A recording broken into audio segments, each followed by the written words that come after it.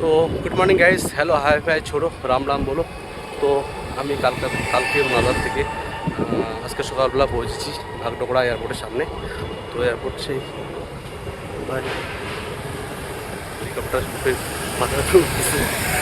চলো একটু হেঁটে যাচ্ছি। একটা প্যান্ট নিয়েছি, প্যান্টটা ছোটো হয়েছে, এটাকে এক্সচেঞ্জ করার জন্য। আজকে আবার যাব আসামের দিকে। চলো গাইস, তো আজকে তো বিজয় উৎসবটা এরকম করে বানাবে ভাই, যাতে কোনো রকম অপ্রীতিকর ঘটনা না ঘটে।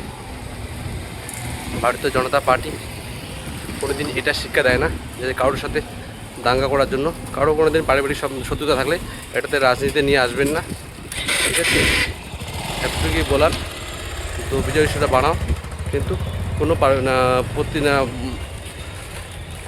ব্যক্তিগত শত্রুতা এই পারিবারিকতে নিয়ে আসবেন না, এতটুকুই বলার। এনজয় করো।